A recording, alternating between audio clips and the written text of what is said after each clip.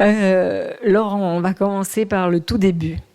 Tu es né à Rennes, tu as grandi à Rennes, et après j'ai un trou entre ce moment-là et ton arrivée à Paris à 18 ans. Non, je suis arrivé à Paris à 10 ans. À 10 ans. Ouais. Ah bah voilà, vas-y, alors raconte-moi. Voilà, c'est ça. Je suis arrivé à Paris. Et t'étais fou de musique déjà ? J'aimais bien la musique déjà, ouais. La musique, c'est un truc qui te fait rêver. Donc c'est un conducteur du rêve d'abord. Donc quand j'étais gamin, je tannais ma mère pour acheter des 45 tours que je consommais 150 fois, 200 fois jusqu'à l'écœurement. Et donc c'est comme ça qu'un jour, à peine âgé de 18 ans, t'as tapé à la porte de la Voix du Lézard, ou j'ai raté une étape avant ? Non, t'as pas raté d'étape. J'aimais la radio et on a eu la chance d'avoir les radios libres. Donc on a eu la chance d'avoir un pouvoir politique qui était incarné par François Mitterrand, qui en 81 a libéré les radios. Et donc ça a donné un espace de liberté et plein de radios sur la bande FM. C'est-à-dire qu'avant, tu avais Radio 7, qui était une radio d'État pour les plus jeunes, qui avait apporté, d'ailleurs, qui a été la radio de Sydney, qui était dirigée par Marie-France Brière, une grande directrice des programmes ensuite. Et puis, il y avait peu d'autres choses. Donc là, t'es arrivé en 81 avec l'explosion des radios libres, avec 50 radios sur la bande FM. Donc c'était un train qu'il fallait prendre. Donc j'ai eu mon bac, si tu veux, et je suis allé à la fac, mais j'étais déjà dans la tête à la radio, et j'ai commencé la radio tout de suite. Qu'est-ce que t'as fait comme fac ? Pendant 5 minutes. Lettres modernes. Ok. Bah, tu vois, j'ai du mal à le dire. Et donc, tu as tapé à la porte de la Voix du Lézard parce qu'ils émettaient déjà et que tu les écoutais ? Comment ça s'est passé ? Ouais, c'est ça. Moi, j'aimais bien à l'époque la New Wave anglaise. C'est-à-dire que, voilà. Donc, j'aimais tout ce qui était, tout ce qui venait New Wave française, des groupes, je sais pas, pour les plus jeunes là qui sont là, des groupes comme Taxi Girl, Mark Seberg, Mark Itzad, groupe qui venait de Rennes. Et Etienne Dao, dont on parlait tout à l'heure, et puis voilà. Et alors, tu rentres là, c'est déjà Pierre Bélanger qui a monté cette petite équipe. Ouais, qui s'appelle La Voix du Lézard. Et on est dans les bureaux de Dargaud. Et tu as tout de suite un rôle de programmateur ? Non, en fait, ce qui se passe, c'est qu'on fait une maquette qui est, par chance, je fais une maquette avec un copain qui était à la fac avec moi, qui a été avec un directeur des programmes qui s'appelait Jacques Mitivet à l'époque, qui a quitté La Voix du Lézard. La Voix du Lézard a été sur une fréquence et a cessé d'émettre pendant 3-4 mois et est revenu. Et entre-temps, si tu veux, la maquette qu'on avait faite était très mauvaise, mais on a réfléchi avec mon copain. Je lui ai dit, écoute, il faut qu'on trouve une idée. Et cette idée, c'était de faire un hit qui s'appelle Le Hit qui vient du froid. Ce serait 2 agents secrets qui se raconteraient leur histoire, qui vivraient des aventures, et au fur et à mesure de leurs aventures, ils tomberaient sur les artistes qui étaient, tu vois, les artistes qui étaient classés. Donc c'était un hit qui était présenté, qui était scénarisé. Et donc on a fait la maquette, et ils ont trouvé l'idée marrante, donc ils ont décidé de foncer. Et c'est comme ça qu'on a commencé à La Voix du Lézard. Ah, donc tu étais animateur au départ ? J'étais animateur au départ. Et ça a duré combien de temps ? Ça a duré 1 an, mais Renan était plus fort que moi. Donc, et comme moi, j'en voulais plus, j'ai travaillé ensuite avec le directeur des programmes, qui était Gérard Belac à l'époque. Ah oui. Et donc, puis j'ai travaillé également en tant qu'assistant réalisateur, réalisateur des émissions. Puis voilà. Donc j'ai fait plein de trucs pour me rendre indispensable dans la radio. Et puis très vite, j'ai embrayé. Parce que, en fait, j'avais la musique et j'étais payé. Donc, c'était une passion professionnelle. Puis après, après tu prends le pli, puis ça devient un métier passionnant. Et donc, en 1986, La Voix du Lézard change de nom et devient Skyrock. Ouais, parce que La Voix du Lézard, c'est une radio locale parisienne. Donc, New Wave, et là, on voulait en faire une radio pop. Plus grand public et plus national. Et national, tout à fait. Et donc là, ton job, c'est toujours de t'occuper des playlists. Mon job, c'est de m'occuper de la programmation, mais à l'époque, Je décidais des entrées en playlist, mais il n'y avait pas de logiciel. Il y a eu plusieurs époques, mais au départ, il n'y avait pas de logiciel de programmation comme il y a aujourd'hui. Donc, pour expliquer un peu comment la programmation se fait en radio, c'est que tu prends une heure, tu découpes une heure, tu prends les écrans publicitaires, donc tu définis les écrans publicitaires, hein, c'est ce qui fait qu'on peut vivre. Donc, s'il y a 3 écrans publicitaires de 4 minutes, bah, tu disposes tes écrans publicitaires dans l'heure. Donc, c'est déjà une réflexion stratégique. Tu peux le faire par rapport à tes concurrents. Et ensuite, bah, il te reste 12, 14 disques à jouer. Et ces disques-là, bah, tu définis leur force, leur puissance potentielle. C'est-à-dire que les plus forts, bah, tu les mets toutes les heures ou toutes les 2 heures. Et puis ceux qui sont là, qui sont un peu moins forts, ou moins, bah, tu les mets tous les 4-5 fois par heure, enfin 4-5 fois dans la journée. Donc tu définis en fait ton eurodisque, tu définis les catégories qui vont passer après la pub. Et puis donc tu rentres tout ça dans un ordinateur et l'ordinateur te fait une programmation que tu vérifies. C'est toujours comme ça aujourd'hui. Mais à l'époque, au tout départ, ça se faisait manuellement, donc chacun faisait un peu sa programmation. La Voix du Lézard, c'était vraiment chacun fait sa programmation. Tu avais une discothèque et chacun mettait les disques qu'il voulait. Ensuite, il y a eu des catégories, tu devais aller chercher dans les catégories, si tu veux. Il y a eu une période transitoire, puis il y a eu les logiciels. Je t'ai raconté. Ouais, il y avait quand même une homogénéité musicale qui a changé en devenant Skyrock. En devenant Skyrock, c'est devenu beaucoup plus pop. Mylène Farmer, Marc Lavoine, des choses plus... Exactement. Ouais. C'est arrivé avec, si tu veux, l'automatisation, en tout cas l'industrialisation, l'automatisation, les logiciels, l'informatique dans la programmation. Ouais. Je ne sais pas si c'est très clair ce que je vous raconte. Si c'est clair, c'est très clair. Ouais. Tu développes aussi beaucoup de talk-shows avec des animateurs qui deviennent très populaires. Arthur, Coé. Ouais. Donc pendant assez longtemps, c'est quand même une radio de jeunes généraliste très pop. C'est une radio de jeunes qui veut attaquer Énergie, qui est le mastodonte, qui est le leader incontesté à l'époque de la radio musicale. Et justement, les animateurs que tu choisis, ils sont plutôt un peu transgressifs. On essaye d'avoir une personnalité. C'est-à-dire que c'était un des buts à l'époque, c'était de se dire en face de Énergie qui jouait les tubes, il fallait mettre des personnalités. Et voilà, donc des talents. Donc on essaie de développer ça. On développe Bonsoir la planète, qui est le premier talk show le soir, qui va cartonner, qui va être attaqué ensuite par Love in Fun et Diffoul et le Doc. Sur Fun, on fait le morning show avec les zigotos, on essaie de créer sans arrêt des talk shows, notamment avec Arthur, puis voilà, qui partira ensuite. Et alors, à peu près à ce moment-là, tu te dis tout seul que finalement, c'est la musique qui monte, c'est le rap, et qu'il faut... en tout cas, se diriger vers les musiques dites urbaines, et tu commences à jouer du reggae, du R&B, du rap, etc. C'est ça. On est en 1996. 96. Ouais. 96, ouais. Officiellement, c'est 96. Mais ça s'est fait naturellement. On en jouait. Ça a été aussi l'avènement du secteur A. Parce qu'il y a vraiment ce POSI qui a été très, très important. Alors, il y avait déjà IAM et NTM qui étaient dans la place. Mais NTM, c'était compliqué. C'était compliqué. Premier et deuxième album, c'est pas des titres profondément radio.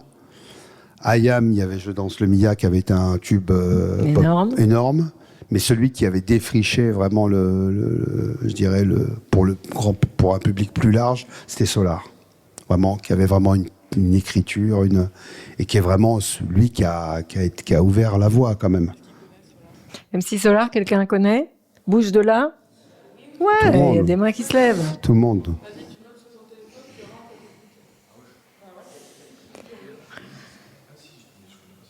Alors, non, mais en plus, c'est disponible maintenant. Pendant très longtemps, il n'avait pas mis sa musique disponible sur les plateformes de streaming payant, mais maintenant, ça y est, elle l'est. Donc, on peut écouter Solar même. Voilà. Qui avait une musique et des textes très innovants pour l'époque. Et ça, c'était au début des années 90. Ouais, 92, 93. Ouais. Hein. Et c'est vrai que c'est ce qui a un petit peu popularisé. C'est ce qui a popularisé totalement le rap. Il y a eu, dans le rap, il y a eu un tube international en 79 qui est Sugar Hill Gang, qui a été vraiment un énorme tube. Tu as eu ensuite des titres qui ont très bien marché quand même, comme Grand Master Flash, comme Le Message. Enfin, ouais. Mais grosso modo, derrière, tu as eu en effet l'arrivée de Solar. C'est Solar qui a... Et IAM, Je danse le Mia. NTM, c'était le groupe le plus sulfureux dont on entendait parler et qui a vraiment explosé avec le 3e album, en fait. Ouais. Enfin, on a joué un titre du 2e que j'appuie sur la gâchette, bon, qui a été aussi, qu'on a joué très peu de temps parce qu'il y a eu une polémique, il y a un gamin qui s'est suicidé au même moment que de la sortie du morceau.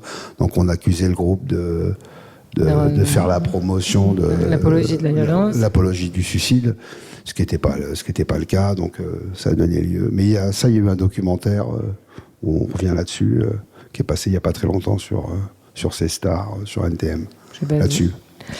Mais quand même, cette chanson de Solar, l'autre de IAM, c'était entre guillemets des épiphénomènes, comme la décennie suivante avait été Sugar Hill Gang et Grand Master Flash.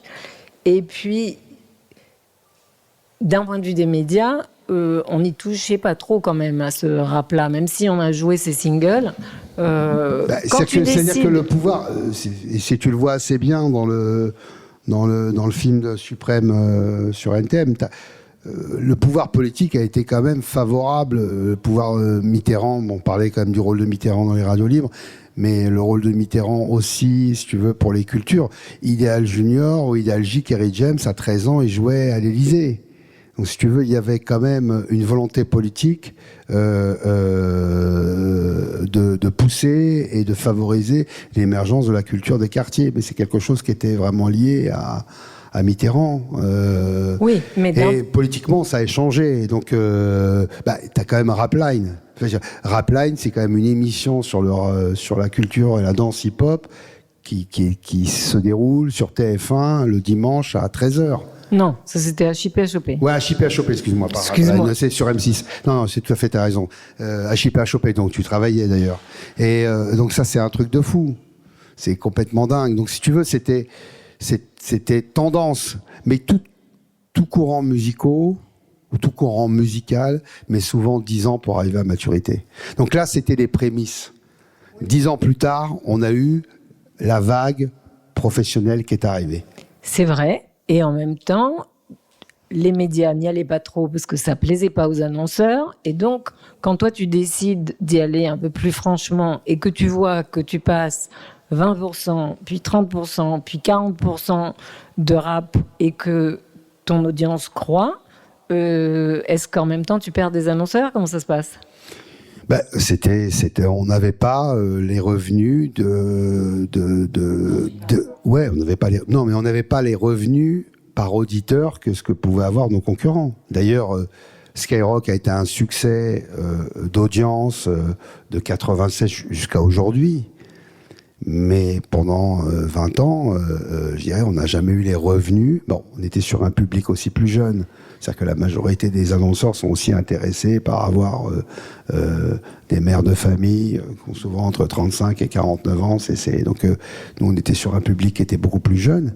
Mais néanmoins, au vu du succès de Skyrock, c'est un format qui aurait dû être dupliqué en Europe. Ça ne l'a pas été. Tu vois, dans aucun pays européen, il y a eu un équivalent de Skyrock. Et encore aujourd'hui. Et encore aujourd'hui, mais la force qu'a aujourd'hui Skyrock, c'est justement combiner avec ces nouvelles méthodologies, fait de la scène urbaine francophone la plus puissante et une esthétique qui domine le marché, comme jamais aucune esthétique n'a dominé le marché en fait. Donc si tu veux, on le voit dans les autres pays européens. Tu vois, en Allemagne, le rap est derrière la pop. En Angleterre, pendant très longtemps, ils étaient complètement passés à côté de la culture urbaine. Ils y viennent maintenant depuis 5 ans. Il y a Central C qui commence, mais fondamentalement, pendant très longtemps, c'était complètement passé à côté. Mmh. Et alors toi, tu ajoutes, comme si ça suffisait pas, comme piment, tu rajoutes des émissions de cul avec des actrices porno, Tabata Cash. Non, mais ça, tu rajoutes... ouais, mais elle a joué un rôle dans Tabata Cash, elle a joué un rôle très important dans le rap Oui. et dans le format Skyrock, puisque c'est elle qui voulait jouer du rap. Et elle adorait le rap américain. Oui. Non, mais je n'étais pas en train de critiquer, loin de moi cette pensée, au contraire. J'aime beaucoup. Mais c'est vrai beaucoup, que tu te lances dans des programmes qui chatouillent le poil. Non, mais la raison, non, la réalité sur Tabata Cash, c'est que fondamentalement, Bonsoir la planète était l'émission le talk numéro 1 le soir. Elle a été détrônée par Lovin Fun. Et j'ai dit à un moment donné, Lovin Fun, c'était une émission de sexe avec D-Fool et le doc qui donnait des conseils. J'ai dit, écoute, pour demander de conseils de sexe, on va prendre une actrice. Bah, c'est mieux. Et c'est la première émission qui a co-animé Fred, qui fait Planète Rap maintenant. Il co-animait avec Céline et un médecin et un docteur. Je me souviens. Voilà. Et elle, en effet, là on est en 94-95, elle veut absolument que 100% de sa programmation soit du rap, parce qu'elle était fascinée par le rap américain. Et à ce moment-là, il y a quand même une scène hip-hop française qui commence à être pas mal. On te reproche tout de suite d'être trop ci ou trop ça dans ta programmation? Ouais, non. On m'a toujours reproché tout le temps. Tout de suite. Tout le Ok, temps. ça c'est constant. Non, la vérité, c'est que si tu veux, tous ceux qui étaient là, qui étaient les tenants de ce mouvement en 96, qui étaient là depuis une dizaine d'années, se sont dit quelle légitimité. Il y en a certains, par exemple, comme NTM, qui avaient des boules en plus. Sur le deuxième album, on est lâché sur J'appuie la gâchette, donc fondamentalement. Donc on était tout de suite. Et puis c'est une musique qui représente les quartiers, et on était considérés comme des opportunistes. Donc moi, mon métier, c'est opportuniste depuis 25 ans. Voilà. Mais en même temps, vous étiez dans les halles, au cœur de là où tous les gens du hip-hop se rencontraient. Ouais, on était déjà rue Greneta, on n'était plus dans les halles, on n'était plus dans le forum, on n'était pas loin. Ouais, c'est pas mais loin. Je suis d'accord. Ouais. Et ça devient, pour une partie du hip-hop français, la famille, au même titre que chez vous. C'est absolument dingue, parce que je ne connais pas d'autres médias comme ça. Depuis La Voix du Lézard, il y a les mêmes gens en place. Ouais. Il y a toi et Pierre Bélanger qui dirigeait, c'est une chose, mais tu as la même assistante depuis 40 ans. Ouais. Vos émissions, Planète Rap... Non, mais ça se passe à partir du moment où les gens sont heureux et que le métier est passionnant, parce que c'est quand même passionnant, cette histoire. Puis c'est passionnant d'avoir popularisé un courant musical qui aujourd'hui domine ce marché. C'est passionnant d'avoir travaillé, à faire rêver. On a fait des concerts au Stade de France, sur Urban Peace, tout ça, mais de voir qu'aujourd'hui, les artistes seuls peuvent faire des stades. Voilà. C'est passionnant de voir quelque chose dont personne ne voulait et qui aujourd'hui est au centre de tout.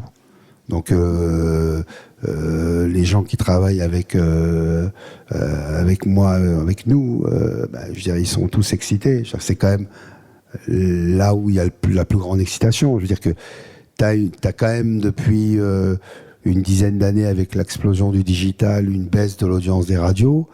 Nous, on baisse beaucoup moins que les autres.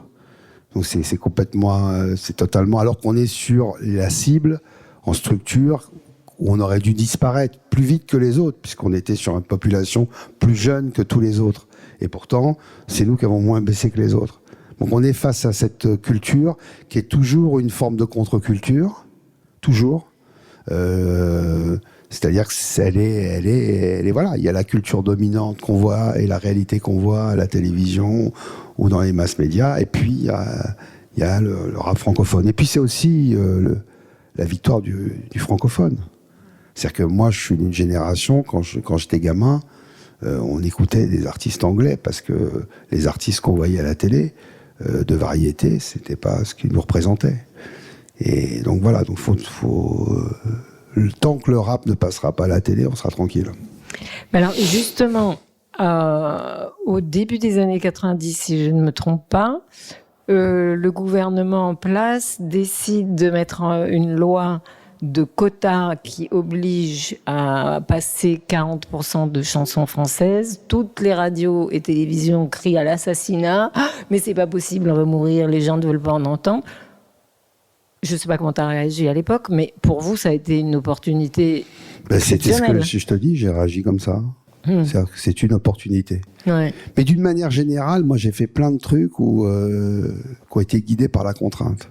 Vas-y. C'est-à-dire développe. que si tu veux, les évolutions que je peux faire du format, même à l'intérieur du format, le nombre de goals par rapport aux nouveautés, tout ça, je les ai souvent fait par des contraintes. Ou quelque chose, on voulait me contraindre à quelque chose et j'arrivais à contourner l'histoire par quelque chose de plus fort. C'est-à-dire que tu as toute une génération, il faut le savoir, pour la loi sur les quotas, tu as toute une génération d'artistes qui n'étaient plus joués, qui se sont dit, grâce aux quotas, on va de nouveau jouer.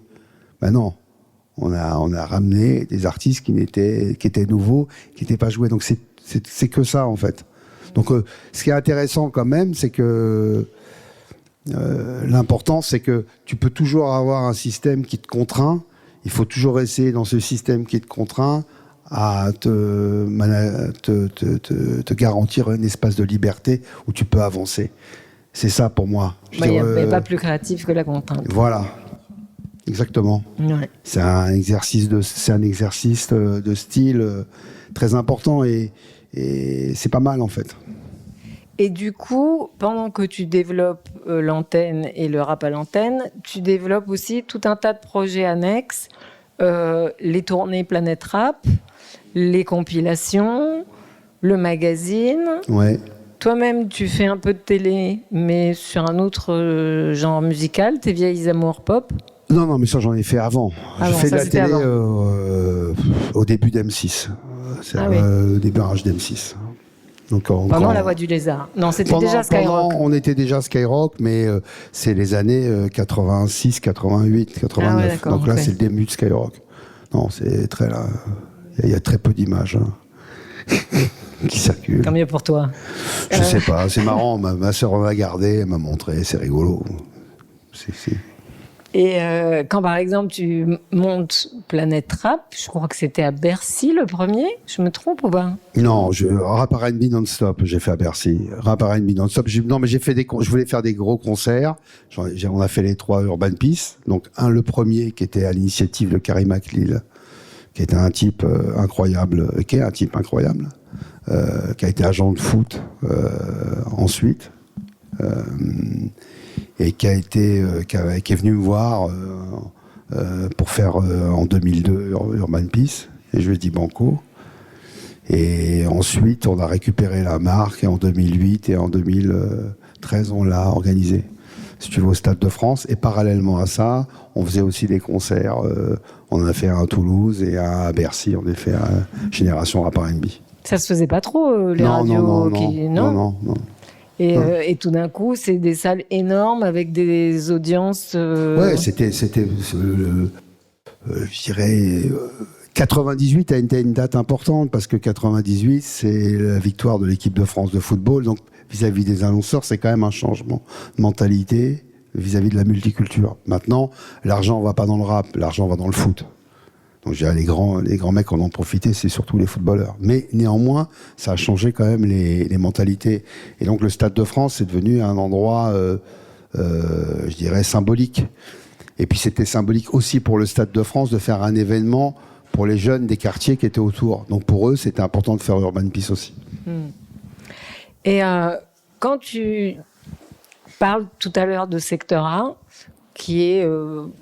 le premier groupe d'artistes qui a vraiment explosé grâce à Skyrock. Ça se passe comment? Parce que déjà à l'époque, il n'y avait pas beaucoup de labels qui signaient du rap.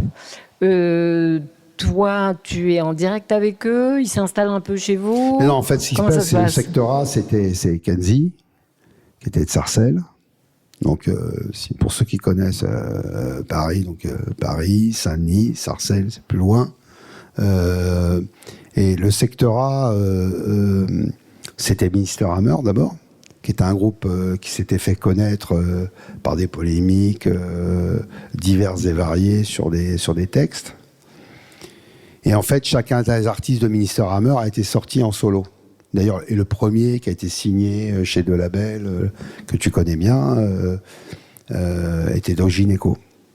C'était pas lui le plus fort. À la limite, c'était le. Mais il était le médiatique. Mais c'est celui qui a été signé en premier et qui a fait un album qui est Première Consultation, qui est aujourd'hui un gigantesque succès, qui est son premier album et qui est son best-of d'ailleurs, parce qu'il n'a pas fait mieux depuis. Et derrière le succès de Gynéco, Passy a signé chez V2, Stomy a signé chez Sony, ils sont tous retrouvés un peu partout. Ce qui fait qu'il n'y a pas une dynamique de label, puisque Kenzie n'avait pas le label. Il a essayé de la recréer avec une deuxième génération d'artistes qui était Arsenic, qui venait de Villiers le Bel, Pete Bacardi et autres, si tu veux. Mais il n'a jamais retrouvé quand même ce qui s'était passé sur la première génération. Et eux, ce qui était formidable, c'est que ils collaboraient tous sur les albums des uns avec les autres. Donc c'était vraiment des albums participatifs et donc Passy aidait, Stomic aidait, voilà. Et ils sont tous montés en serrant les coudes et ils ont tous explosé. Et dans un premier temps, les médias quand même ont suivi l'explosion du secteur A, parce que eux, ils savaient que la contestation pure et dure, ils l'avaient connue avec Minister et que ça n'avait pas amené grand-chose et qu'il fallait à un moment donné trouver une voie détournée pour y arriver. C'est après où, au vu du succès, parce que tout le monde s'est mis à signer du rap, il a commencé à avoir des succès, et c'est ce qu'on appelle le premier âge d'or du rap, 98, 2000, 2002, 2003, si tu veux, tout le monde signait, tout le monde explosait au top album, voilà. Mais aussi, tout le monde s'installe quand même un peu chez vous, parce que... Tout le monde s'installe chez nous, tout le monde s'installe dans Planète Rap. Parce que Planète Rap, c'est une émission qu'on a voulu justement. Moi, ce que je voulais, c'est qu'il n'y ait pas de mensonge. Et donc, accueillir un artiste le même 5 jours de suite, quelqu'un peut te mentir sur une demi-heure, sur une entrevue, mais sur 5 jours, il ne peut pas te mentir. Et donc, en fait, l'idée, c'était, avant la sortie de l'album, qu'il vienne présenter son album dans Planète Rap une semaine avant. C'était ça, l'idée de Planète Rap au départ. Puis cette idée-là, elle a évolué. Il y a toujours ce principe-là quand même. Mais là, maintenant, les artistes aussi l'utilisent pour faire connaître des copains, pour faire connaître le quartier, pour inviter le quartier. Enfin bon, voilà. Donc c'est un endroit où tout le monde traîne, ce qui pose aussi quelques problèmes. Non, ça va, on s'en fout. Non.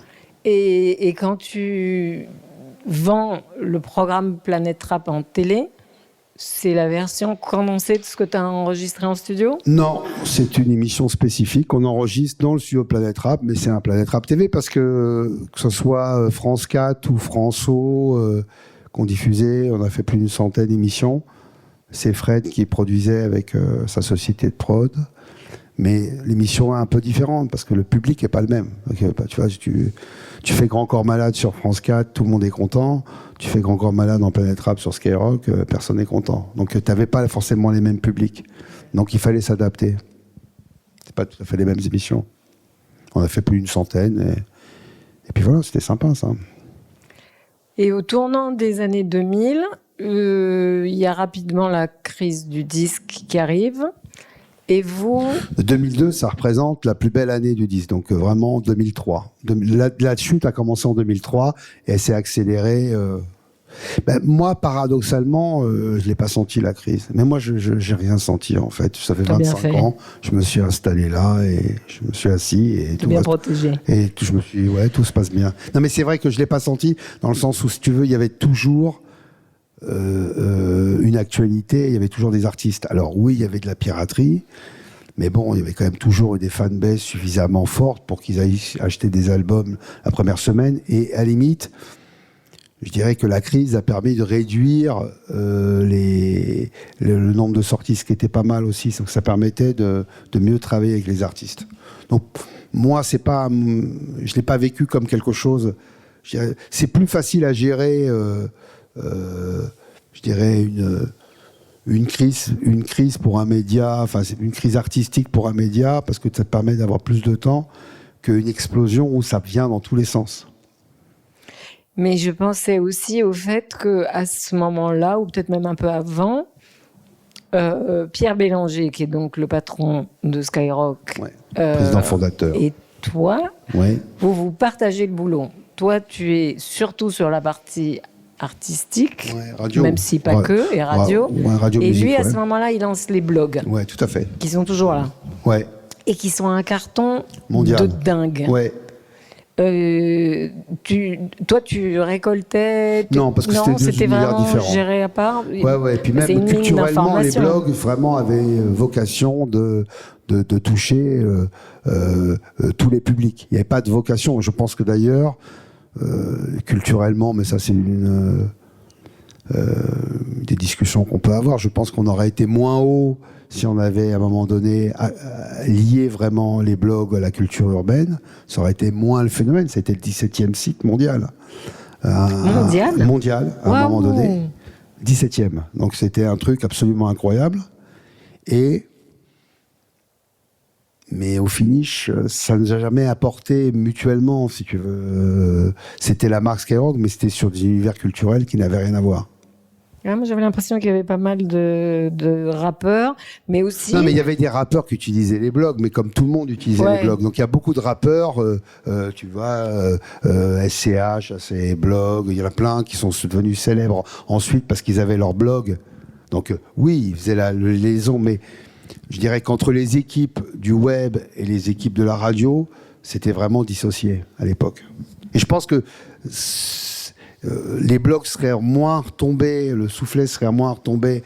Bon, après, Facebook qui est arrivé, qui a tout défoncé, mais les blogs auraient certainement mieux tenu s'ils étaient liés à la culture urbaine. Enfin, en tout cas, ça consolidait le fait que vous étiez beaucoup plus centré autour des jeunes et des intérêts des jeunes que vos compétiteurs. Non ? Oui, mais il y avait des débats. C'est-à-dire que la culture urbaine n'est plus un débat depuis le streaming. Parce que le streaming fait de la culture urbaine 60% du marché. Donc il y a eu un débat à un moment donné sur streaming et support physique. Mais là, depuis le Covid ou la Covid, appelle-la comme tu veux, le streaming a gagné. Et le streaming est le moteur de la nouvelle industrie musicale. Donc il n'y a plus de débat. Et là, la musique urbaine, il n'y a plus de débat. Donc, il y a toujours des débats. Parce que moi, on pouvait me dire, ouais, mais même au sein de Skyrock, enfin, des gens qui travaillaient pour les blogs, il y a toujours des gens qui disaient, oui, mais bon, le rap ne fait plus débat depuis 4-5 ans, en fait. C'est assez récent. Et c'est assez récent, d'ailleurs, que tu parlais des annonceurs. Aujourd'hui, on a une audience qui est moindre que celle qu'on avait il y a 10-15 ans.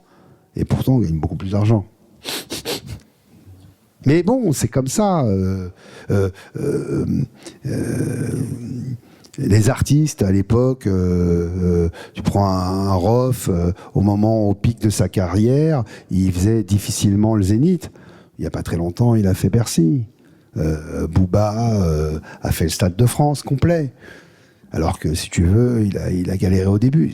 Tout ça, aujourd'hui, c'est renversé, a pris de la valeur avec le temps, et quand même progressivement reconnu. Mais jusqu'à 4-5 ans, il y avait encore des débats, et toujours des débats. Sur, ouais, t'es sûr que c'est ce qui marche ? Et alors, parce que le digital a énormément changé la vie dans l'industrie du rap plus qu'ailleurs, je ne parle pas seulement en termes de diffusion, mais aussi en termes de production. De plus en plus de gens au tournant du siècle arrivent à se produire ou à s'autoproduire, à utiliser les réseaux sociaux pour promouvoir leur travail.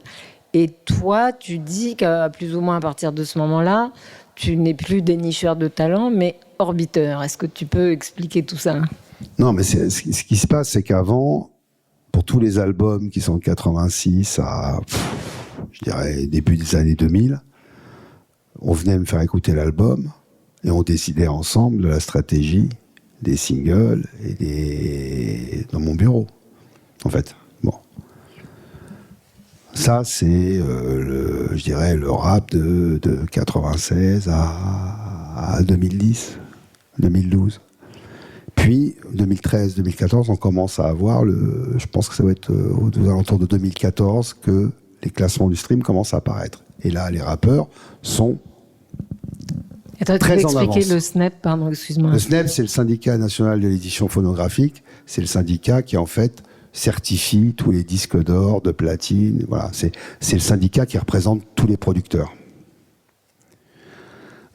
Alors, ce qui est intéressant, c'est que le disque avant, grosso modo, son prix était unique. Enfin, le prix était 15 € un CD.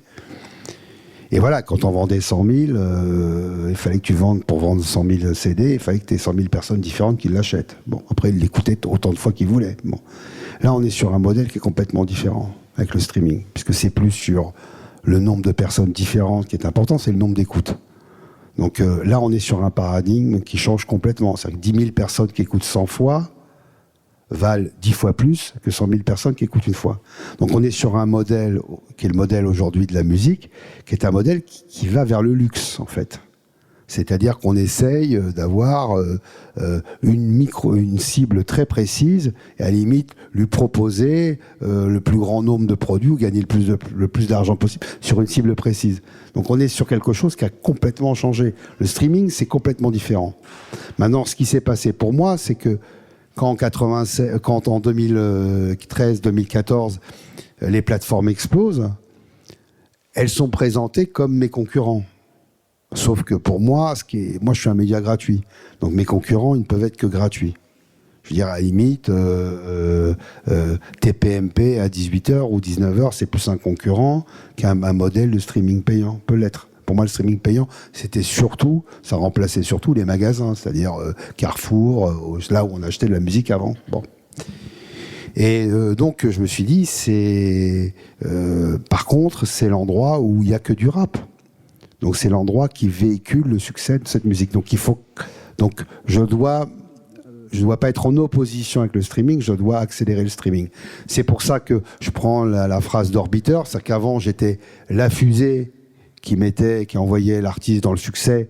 Et puis, son succès, c'est le nombre de fois qu'il va faire le tour de la Terre. Il y a un groupe de pop, de rock qui s'appelle Louise Attaque qui a dit « J'en ai vendu 200 000 albums sans les radios ». Oui, mais ils en ont vendu 2 millions avec. Donc le chiffre d'affaires généré par 2 millions d'albums, c'est pas la même chose que le chiffre d'affaires généré par 200 000. Donc ça a toujours été le rôle des masses médias, d'un moment donné, d'être orbiteur. Et moi, j'ai insisté sur ce rôle-là. Et c'est vrai que j'ai laissé celui de la fusée. Bon, ce qui est aussi tranquille, parce que je me suis retrouvé sous un flux de nouveautés. C'est-à-dire que auparavant, tu avais 50 000 titres par an. Aujourd'hui, Spotify dans le monde, il y a 60 000 à 80 000 nouveautés chaque jour. Donc, si tu veux, t'es confronté à un flux complet de sorties. C'est-à-dire que la façon de faire, tu peux créer beaucoup plus facilement. Il n'y a plus besoin de studio d'enregistrement complexe. Chacun peut créer avec un Pro Tools chez lui. Chacun peut faire des clips, et même des clips de qualité avec les drones, avec tout ce que tu veux. Maintenant, tu as une telle quantité de sorties que si t'as pas une première sélection, et qui est fait quelque part par le streaming, je peux pas m'en sortir. Je peux plus du tout travailler comme je travaillais en 96. Ce serait impossible. Je serais complètement débordé. Là, c'est un tsunami, le nombre de sorties qu'on a chaque jour. Alors attends, pour arriver à suivre, dans les années, au XXe siècle, il y avait à peu près combien de titres par semaine dans une playlist, et aujourd'hui, il y en a combien? Non, il y a toujours autant, parce que si tu veux, il faut toujours autant de temps pour que, grosso modo, quelqu'un qui a plus de 25 ans, il connaît 15 nouveautés du moment. Un adolescent peut monter à 30, 35 nouveautés, à peu près, mais pas plus. Donc ça change pas, en fait, la capacité que le corps a de mémoriser, si tu veux, change pas beaucoup. Par contre, ce qui change, c'est que tu as une quantité invraisemblable de gens qui veulent y accéder. Et donc, toi, apparemment, maintenant, le matin, tu commences par 3 ou 4 heures de réseaux sociaux. C'est ça que tu cherches? Non, j'aime bien. Non, je regarde tout ce qui se passe sur les réseaux sociaux parce que c'est là où il y a l'information. Oui, mais tu cherches pas à savoir si tel ou tel groupe, si tu regardes ça beaucoup. Non, je regarde tout ce qui peut se passer. Tu regardes tout. Mais de toujours. Je veux dire que pour moi, ça fait partie de mon travail aujourd'hui, de faire une veille permanente sur ce qui se passe. Si tu veux comprendre ce qui se passe, faut aller en permanence, regarder les tendances qui se déroulent sur les réseaux. C'est ce qui va préfigurer. Après, je vais regarder les classements sur les plateformes de stream, voilà. Mais c'est ce qui permet, moi. Tu fais quand même une radio pour un public qui est beaucoup plus jeune que moi. Si tu veux, donc, si j'avais pas eu les réseaux sociaux, je serais quand même dans la merde, hein. Parce que là, ça me permet, les gens, ils parlent spontanément. Donc ça me permet de comprendre ce qu'ils ont dans la tête.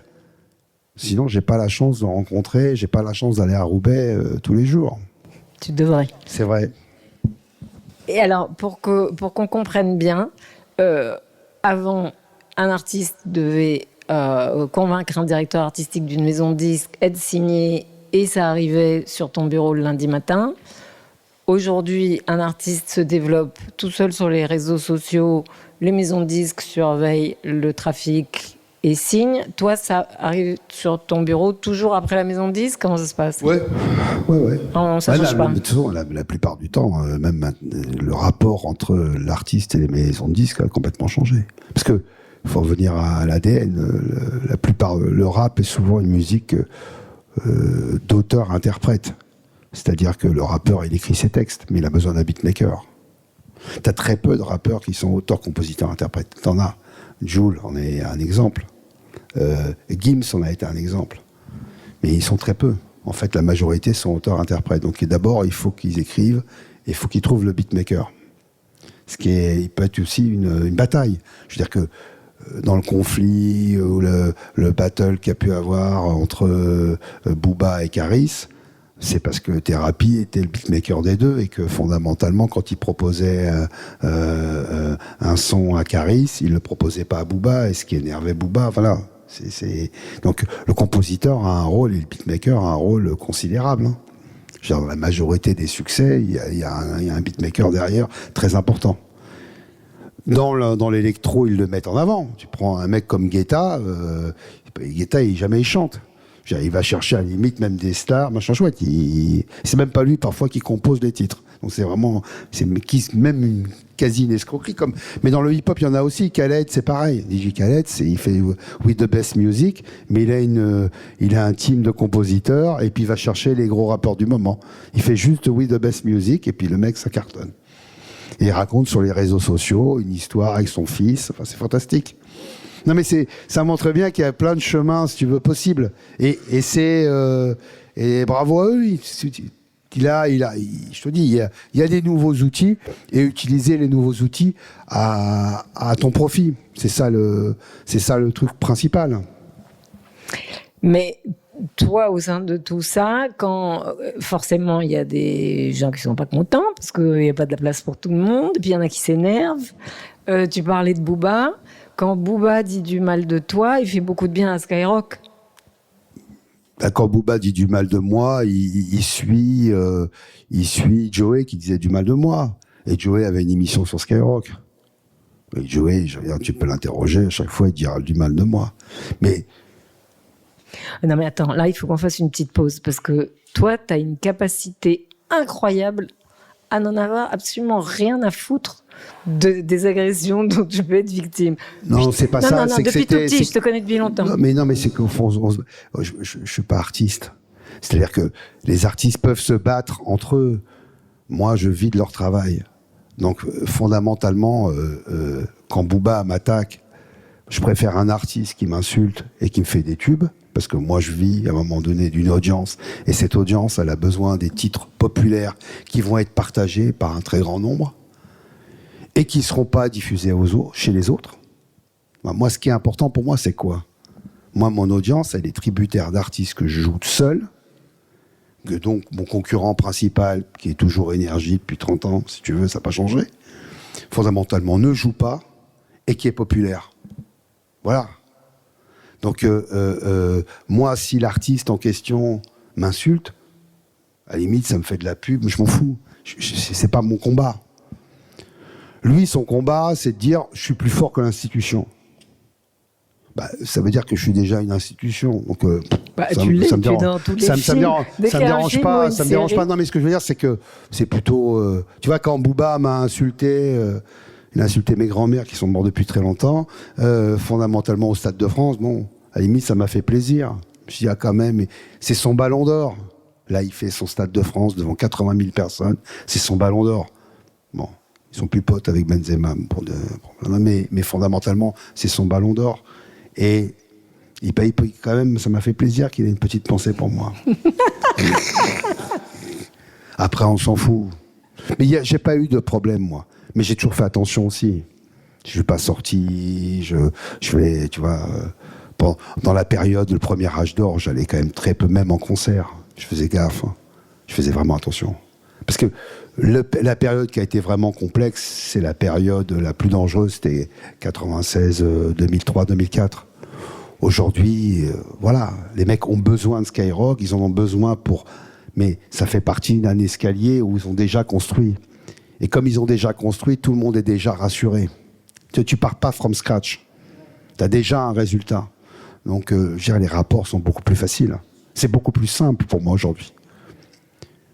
C'était beaucoup plus valorisant avant, oui, parce qu'il y a plein de titres, où il y a plein d'histoires, où fondamentalement, je suis intervenu, tu vois, mais ça, personne ne le sait. Vas-y, raconte un peu.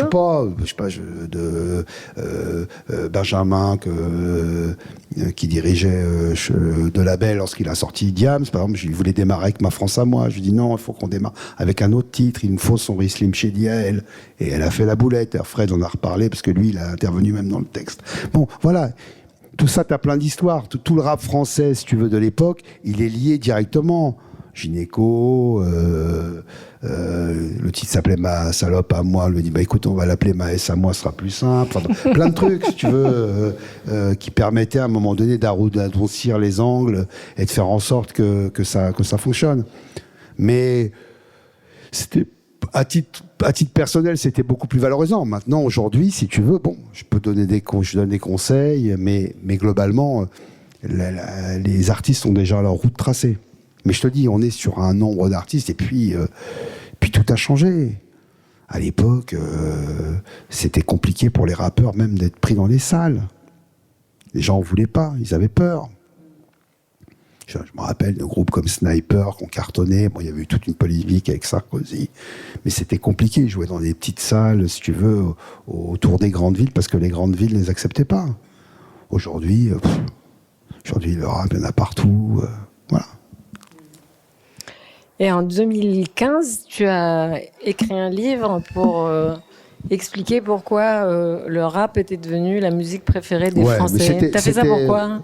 C'était quoi ton... Non, le rap est la musique préférée des Français, c'est le bouquin que j'ai écrit en 2014 ou 2015, oui, qui est sorti en 2015, avec Fif de Bouscapé, qui avait été contacté par Stéphanie Chevrier, qui dirigeait une boîte d'édition qui s'appelle Don Quichotte et qui voulait faire un bouquin et qui lui a dit écoute, ça serait Fif était demandeur, enfin je veux dire, il lui a dit ce serait pas mal de le faire avec Skyrock. Est-ce que tu connais Laurent Bounot? Bien sûr, parce que Bouscapé au départ, comme on filmait pas Planète Rap, les premières années on filmait pas Planète Rap et c'est Bouscapé qui filmait, et les premières images de Bouscapé, le site Bouscapé s'est créé avec les Planètes Rap de Skyrock. Bon. Donc on a décidé, et comme ma femme est auteur, je lui ai dit écoute, faisons un bouquin. Et donc on a fait un bouquin à 3 qui racontait notre parcours, ce qu'on s'est dit là. Ouais, mais du coup, les médias, ça leur a... Non, tout le monde sait. Les médias au départ, si, j'ai eu 3-4 pages dans le Nouvel Obs, j'ai commencé à avoir des médias, et là, à la sortie du bouquin, Joey et Booba se sont donné le mot pour le descendre tout de suite. Ils lui défonçaient la gueule, si tu veux, la revers. Mais, si tu veux, il y avait vraiment une volonté de se dire, non, cette culture-là, il ne peut pas la représenter pour nous. Voilà. Toujours. Mais même si tu fais, je serai toujours le méchant. Enfin, alors que je ne suis pas méchant. Mais c'est pas grave. Hein. C'est le rôle. Je veux dire, c'est ce qui m'a permis de vivre, si tu veux, depuis 25 ans et de connaître des... Tu vois, c'est fantastique, quoi. Des souvenirs extraordinaires. en parallèle de Skyrock, mais beaucoup plus discrètement, tu t'occupes aussi d'une autre radio qui s'appelle Chante France. Je m'en suis occupé. Il y a longtemps. Oui, ça fait longtemps que j'ai arrêté. Mais en fait, ce qui était important pour moi, c'était de remettre, si tu veux, la culture, le français, quoi. Je trouve que fascinant avec cette génération, c'est qu'elle aime le français, et un français revisité de mots nord-africains. Ce que je trouve qui est important, c'est qu'on va vers nos racines latines, vers nos racines africaines, et je pense que c'est une bonne direction. Moi, quand j'étais jeune, on parlait d'expressions anglo-saxonnes. Tu vois, l'anglo-saxon était vraiment, il y avait une espèce de dépendance vis-à-vis de l'anglo-saxon. Je trouve que le succès de la scène rap francophone, c'est le succès de la langue française revisitée par l'Afrique du Nord, par l'Afrique de l'Ouest, avec des mots comme le kiff. On est beaucoup moins anglo-saxon, donc je trouve qu'on est plus riche culturellement. Et, mine de rien, c'est la prochaine grande étape. Parce que la musique, dans le monde, il y avait que 5 marchés. États-Unis, Japon, Angleterre, Allemagne, France. Voilà.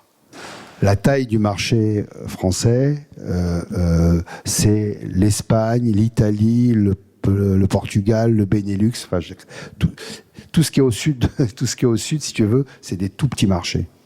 Tu vois, le marché italien fait 40% du marché français, alors que c'est la même population. Bon. Ce marché français, il va décroître. Parce que là, il y a énormément d'argent dans la musique actuellement, puisque le streaming, c'est le téléphone. Et le téléphone, il y en a partout dans le monde, et on est 8 milliards. Donc la Chine, là, depuis hier, a passé le marché français. Mais ça va continuer à se développer.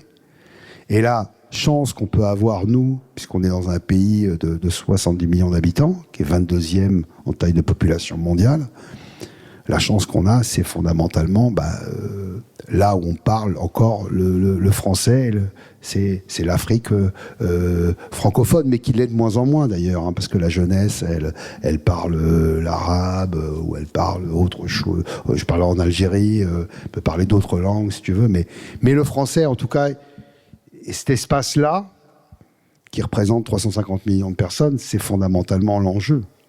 Donc la culture qu'on a, elle va être encore plus dominante demain, parce qu'il faut aller vers cette culture proche Afrique du Nord et Afrique de l'Ouest, parce que c'est là où se situe l'enjeu du marché, même français aujourd'hui, demain. Comment t'expliques la différence avec le marché italien, où c'est la même taille et... Pourquoi on a toujours dit qu'il y avait une différence entre le nord et le sud de la Loire, mais c'est vrai pour le streaming, hein. Par exemple, en pénétration, le marché français est 2 fois moins fort en pénétration de streaming payant que le marché anglais et allemand. Et par exemple, Paris représente 50% des streams payants en France. Tu vois, Paris, l'Île-de-France. Donc c'est vraiment... mais on stream peu dans le sud. Mais je l'explique par aussi des villes qui sont potentiellement... plus pauvre, et puis t'as le soleil, puis t'as le temps, t'as plein de choses qui font qu'à un moment donné, on stream moins dans le sud. Il y avait beaucoup de piraterie aussi, pendant très longtemps. Mais cela dit, le rap, il y a eu un pont entre l'Amérique et la France, où et Skyrock, et je ne sais pas ce qui s'est passé. Il y a eu des ingrédients à part qui ont fait que la situation du rap en France n'a rien à voir avec aucun pays d'Europe. Oui, parce que je pense qu'il n'y a pas eu de Skyrock dans aucun autre pays d'Europe. Ça, c'est mon explication. Après, tu as beaucoup de gens qui viendront dire non, c'est pas vrai. Mais moi, mon explication, si tu veux, par rapport à la spécificité française, c'est Skyrock. C'est-à-dire que c'est le seul pays où tu as un mass média radio qui représente de 3 à 4 millions d'auditeurs chaque jour différents, qui ont écouté à un moment donné et qui ont été sur cette radio. Ce qui fait que le rap en France, d'ailleurs, on le voit même dans les succès. Je dis, quand le streaming est arrivé, la scène locale s'est développée partout, en Angleterre, en Allemagne. Mais les succès qui sont dans tous les pays européens ne sont pas comparables. Il y a eu un mouvement urbain partout, mais les succès ne sont pas comparables avec la France. La France, c'est vraiment un marché unique, parce qu'il y a eu un média unique à l'intérieur. Voilà. Et, pardon, mais le fonctionnement du... Comment dire ? Du point de vue du rap américain, il a lui complètement disparu. Parce qu'ils comprennent pas. C'est ça, c'est qu'un problème de langage. Ouais, bien sûr. Donc ils comprennent pas, et puis ils sont pas. Puis les Américains, si tu veux, ont toujours considéré la France comme un État d'Europe. Eux, ils voient l'Europe comme les États-Unis, si tu veux. Ça s'appelle États-Unis. D'ailleurs, peut-être qu'un jour, il y a des États des États-Unis qui feront sécession. Peut-être qu'un jour, tu as aujourd'hui des milliardaires qui sont plus forts que les États. Donc, tu sais jamais ce qui peut se passer. Tu peux très bien un jour avoir la Californie qui dit « Bon, ben voilà, moi, j'ai décidé de créer mon propre pays, et puis terminé. » Et je ne vais pas contribuer aux autres. Donc c'est. Tu peux avoir Kanye West aussi qui décide qu'il a un État. Et il a beaucoup d'idées. Mais tout ça pour te dire que je pense qu'ils ont toujours considéré la France, bon voilà, comme un passage en Europe. Paris, c'est sympa, mais ils s'en foutent. Pour eux, le marché, c'était le marché américain. Oui, enfin, le marché français, à un moment donné, c'était leur deuxième marché. Non, mais c'est toujours leur deuxième marché. Mais j'ai connu vraiment une époque où moi, Kanye West, il venait dans mon bureau me faire écouter son album. Pas mal. Eminem, il est venu dans mon bureau me faire écouter l'album. 50 est venu. Tu vois, il venait. Et c'était drôle, d'ailleurs, 50 Cent, ce qui était drôle, c'est que je l'ai vu à Las Vegas pour la projection de son film, où là, il était dans un mood qui était complètement différent du mood dans lequel il était en Europe. En Europe, c'était du miel, il était sympa, machin chouette. Là-bas, il est arrivé, les mecs, j'ai vu une projection, et il y avait une salle, il y avait 3 blancs, et tout le reste, tous ses potes et tout ça, les mecs s'attiraient, si tu veux, pendant que le film était diffusé. Mais le mec, il était dans une vibe qui était complètement différente. Mais à cette époque-là, pour eux, ils savaient très bien que la radio était très importante. Puis tu as eu une génération ensuite, génération stream, qu'on n'a rien à foutre. J'ai jamais vu Drake. Enfin, je l'ai vu sur scène, mais je l'ai jamais rencontré. The Weeknd, oui, mais parce qu'ils ont fait vraiment un développement via la radio, si tu veux. Mais par exemple, Drake, jamais rencontré. Mais tu joues quand même. Ouais, je suis sûr que je joue. Ouais. Mais c'est vrai que c'est pas les mêmes souvenirs. C'est vrai que là, mais pour moi, les États-Unis n'ont jamais aussi connu une période comme l'a été 2000-2010. 2000-2010 pour le hip-hop aux États-Unis, c'est la période, je dirais, de rêve. Aujourd'hui, le hip-hop aux États-Unis régresse, redescend. D'ailleurs, le succès de Taylor Swift est un truc qui parle. Il y avait une Annie Roche avec Kanye West à l'époque là-dessus. Elle représentait, si tu veux, la country. Et, enfin, elle venait de cette musique-là, si tu veux, une musique blanche, vraiment profonde. Il avait attaqué. Et fondamentalement, aujourd'hui, le courant fait que ça descend. C'est devenu d'abord très, très de niche. Et puis, tu as énormément d'artistes qui sont morts. C'est-à-dire que à force de vouloir, tu rappes la rue et tu rappes les trafics de la rue, mais les trafics deviennent de plus en plus dangereux.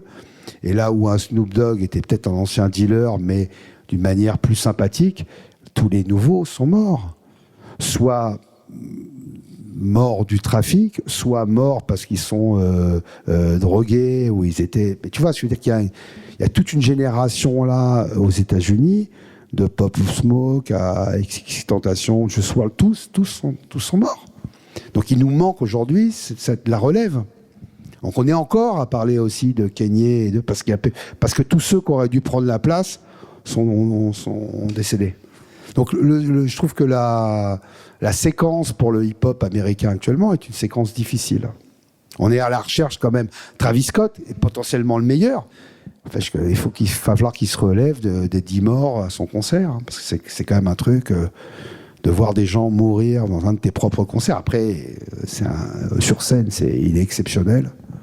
Mais ça va être moi, je l'ai vu à Alger avec Soul King, quand il avait fait son concert. Ce qui doit être une fête populaire partagée vire au drame, pour un artiste, c'est compliqué de se reprendre et de se relancer. Hein. On a moins ces problèmes dans le rap français. On a moins ces problèmes dans le rap français, mais on peut les avoir demain. parce que souvent on a 10 ans de retard. Donc si tu veux, les problèmes qu'ont rencontrés les rappeurs aux États-Unis peuvent arriver en France demain. Donc tu commences à avoir comment il s'appelle, notre camarade là, qui est mort jeune aussi il n'y a pas très longtemps. Tu peux avoir, c'est quelque chose qui peut arriver. Il y a des trafics et la violence, et la montée de la violence dans les trafics. Voilà, ça existe en France comme aux États-Unis. Donc on peut les avoir, on peut les rencontrer. C'est pas quelque chose qu'on peut évacuer. Et Skyrock, au siècle dernier, c'était une audience assez jeune, plutôt autour de 20 ans, c'est ça? Non, oui, mais la structure d'audience, elle a changé. Elle a vieilli. Elle a vieilli. Des gens on a de 60%, on a 60% d'auditeurs qui ont plus de 25 ans. Mais on reste 40% qui ont moins de 25, quand même. Oui, mais c'est quand même là, on est à la quatrième génération. Avant, on était plutôt sur 70% qui avaient moins de 25, oui. Mais bon, avant, quand j'ai commencé la radio, 9, 13, 17 ans, 9, 13, 17 ans sur 10 écoutaient la radio. C'était la locomotive, c'était la cible qui écoutait le plus la radio. Aujourd'hui, c'est le dernier wagon, il y en a 5 sur 10 qui écoutent la radio. Mais il y a quand même encore 5 sur 10. Il y a encore la moitié qui écoute chaque jour la radio. Et puis, il y en a plein qui écoutent les émissions de radio surtout, même si c'est un podcast. Ouais. Et toi, tu as les mêmes émissions. Non, mais nous, on a fait un gros carton et ça a renouvelé complètement l'image avec Planète Rap et notre succès en digital et notre succès notamment sur YouTube. Parce que là, c'est une chaîne qui fait 40 millions de vues, entre 30 et 40 millions de vues mensuellement. Et là, tous les Planète Rap aujourd'hui sont filmés et disponibles sur YouTube. Donc, YouTube a vraiment été très important pour nous, mais on est aussi énormément présent sur TikTok. Parce que c'est en fait, YouTube et TikTok sont nos vrais adversaires.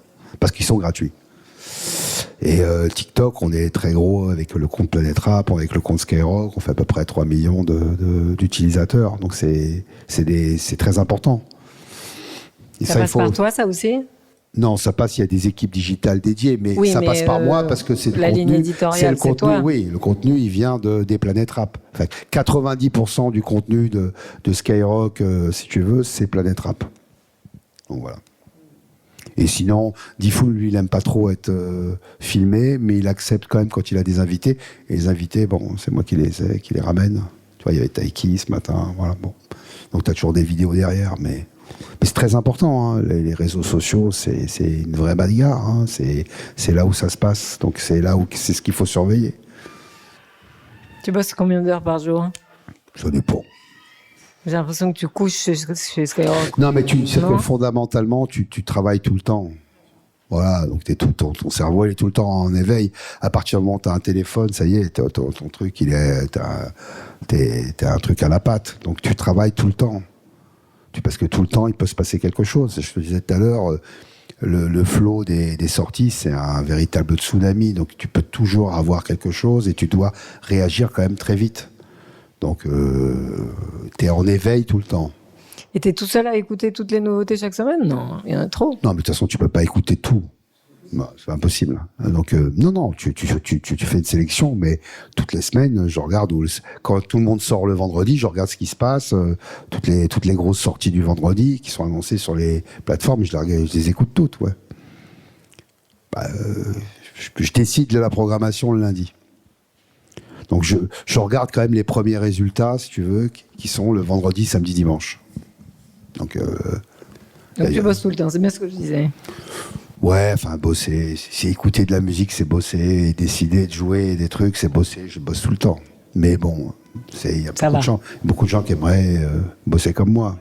C'est vrai. Si tu veux. Donc bon, faut tout relativiser quand même. J'ai eu beaucoup de chance surtout. Tu t'es aidé tout seul Certainement, mais j'ai eu quand même, si tu veux, quand même beaucoup de chance. Je pense. Vraiment. Je peux remercier la vie. D'accord. Voilà, exactement.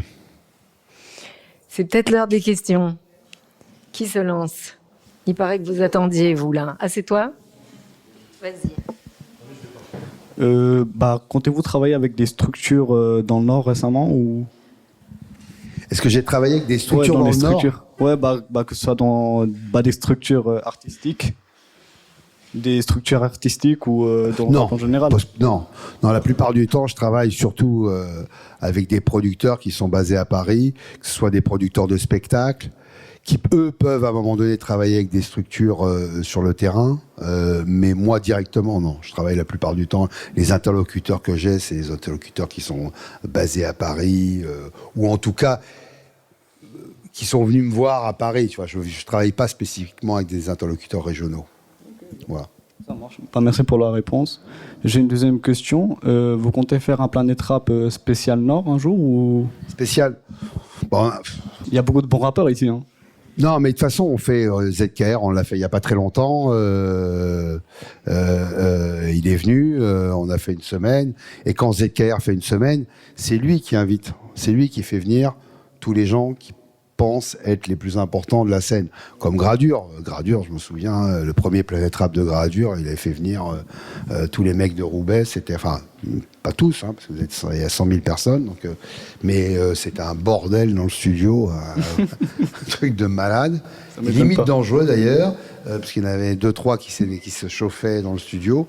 Mais, donc si tu veux, moi, quand je donne Planète Rap à un artiste, et aujourd'hui, c'est aussi pour ça que ça fonctionne. Il est en entière liberté de faire venir tous les gens. Et c'est comme ça qu'à un moment donné, on peut fédérer des régions. Tu peux faire venir quelqu'un de l'Ouest, tu fais venir quelqu'un du Nord, tu fais venir quelqu'un de Lyon, de Marseille. Et lui, il ramène avec... Tu vois ce que c'est pas moi directement qui va imposer à l'artiste en lui disant il faut que tu invites un tel ou un tel. Non, ils font ce qu'ils veulent. Mais aussi, ce qui serait cool, c'est faire genre des Planètes Rap spécialement par région, que ce soit genre dans le Nord, dans Paris même ou d'autres régions. Ouais, mais c'est compliqué. Parce que si tu veux, quand tu fais un concept autour d'un nom, autour d'une région, personne n'est vraiment sensibilisé. Et là, t'as un bordel. C'est-à-dire que t'as besoin quand même qu'il y ait quelqu'un qui l'incarne, le Planète Rap. C'est-à-dire que si tu fais... on a fait des Planètes Rap, on s'est baladé dans les régions, tu vois. Je me rappelle de Funky Family, on était allé un peu partout, si tu veux, avec eux. Mais il faut toujours que tu aies quand même un invité. Cet invité se garantit, si tu veux, que le fait que ça se passe bien aussi. Parce que c'est lui qui a à perdre si ça se passe mal. Si tu fais un Planète Rap uniquement dans une région et que tu dis aux gens de venir... il peut y avoir une grève des transports et les gens viennent pas, et où il peut y avoir... Tu peux pas compter. Tu as besoin toujours de responsabiliser quelqu'un pour que ça marche.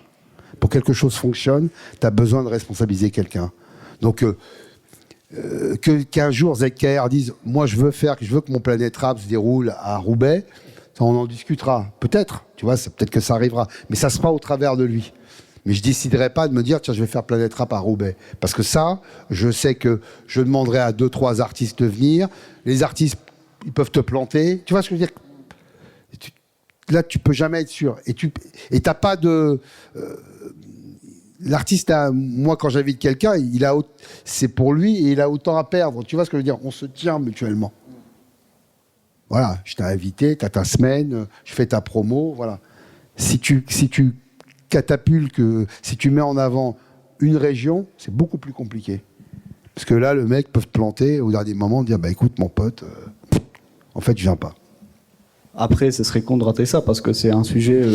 Non, mais tu sais, je veux dire, l'humanité, j'ai tout vu, et tu sais jamais. Tu peux avoir un buzz, un mec qui dit moi je viens pas, et puis l'autre qui dit ouais, t'as raison, moi je viens pas, puis je viens pas, puis je viens pas. Tu sais, je veux dire, c'est très difficile de faire venir 48 artistes différents chaque année, enregistrés pendant 5 jours. Planète Rap, c'est complexe, hein, parce que puis Planète Rap, c'est un vrai boulot pour eux. Si tu veux, est-ce que ça joue ? Oui, ça joue sur la popularité, ça peut jouer sur le score de la première semaine qu'ils font, encore que, mais c'est un truc, il faut préparer les freestyles.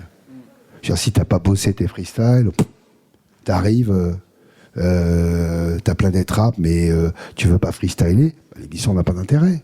Donc c'est une émission qui se prépare, donc ça demande vraiment d'avoir des interlocuteurs. Donc tu pourrais difficilement le faire. Pour cette raison-là, dans une région, dans une ville. Voilà. Tu as besoin de quelqu'un qui va être investi et qui va, lui. Par contre, lui, et en plus, il connaît. C'est-à-dire que, honnêtement, si demain je dois faire enfin tu vois, si on doit faire quelque chose autour de Roubaix, mieux vaut le faire avec ZKR, qui lui connaît la région, qui connaît les gens, que moi. Qu'est-ce que moi je suis légitime pour aller choisir un tel ou un tel? Non, qui sera invité. Tu vois? Voilà. Du coup, j'ai une autre question. Et pourquoi c'est spécialement dans le Nord que vous faites cet entretien-là? Pourquoi c'est spécialement dans le Nord que quoi? Bah, qu'il y a cet entretien-là. Cette conférence. Ah, parce que tout simplement parce que je connais Sophie. Non mais Sophie, c'est une, si tu veux, des précurseuse, hein, on dit ça, précurseuse du hip-hop. C'est-à-dire que moi, j'ai joué un rôle à partir de 96. Sophie, elle a joué un rôle, si tu veux, au début des années 90. Donc elle est, si tu veux, comme une des grandes figures de ce mouvement hip-hop. Elle connaissait. Il y a eu il y a pas très longtemps, je sais pas si elle l'a vu. Il y a eu vous connaissez peut-être l'émission qui s'appelle Rambolina sur la chaîne parlementaire. Ça peut paraître obscur, mais c'est une très bonne émission. Il y a une émission qui a été faite justement sur HIP, HOP et Rapline, d'où ma confusion tout à l'heure. Et on voyait que Sophie avait participé à HIP, HOP sur TF1. Donc elle a été, si tu veux, vraiment parmi les... elle a travaillé avec MTV aussi, je me rappelle. Si tu veux, elle a été... Voilà. Donc quand elle m'a appelé, elle m'a dit, voilà, je fais quelque chose, je travaille à Roubaix, dans un endroit que j'adore. Est-ce que tu veux venir participer? Je lui ai dit, mais je vois pas qui ça va intéresser. C'est ce que je lui ai dit. Elle m'a dit, si, je te promets, ça intéresse des gens que tu viennes. Je lui ai dit, écoute, si tu veux que je vienne, je viens. C'est une lumière pour nous tous. Non, mais c'est en tout cas, pour moi, non, mais pour moi, si tu veux, qui suis arrivé en 96, c'est-à-dire beaucoup plus tard, elle ferait vraiment partie des précurseuses. Si tu veux, elle est... Voilà. C'est vrai. Non, mais c'est vrai.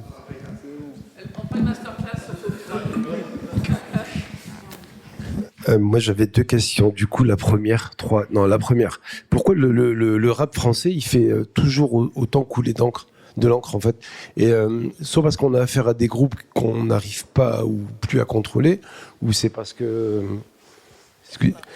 sont dans la provocation tout le temps, et c'est comme ça qu'il faut définir le rap. Parce qu'ils symbolisent la Nouvelle-France, tout simplement. La Nouvelle-France, c'est la France de la diversité. Et que fondamentalement, c'est un pays Les Allemands, eux, ont arrêté de faire des enfants. Les Français ont maintenu, mais grâce à leur émigration. Voilà. Et que les gens ont du mal à accepter ça. Et les rappeurs ont symbolisé ça avec la provocation, avec aussi la vie des quartiers populaires. Voilà, c'est un ensemble. C'est un ensemble. L'époque qu'elle a connue, c'est une époque où les gens étaient curieux. Tu vois, le rap était rien à l'époque. Donc, si tu veux, les gens étaient curieux. Mais quand ils ont vu que c'était un tel succès, si tu veux, là, ça a fait peur à tout le monde. Et au finish, si tu veux, c'est toujours pas reconnu.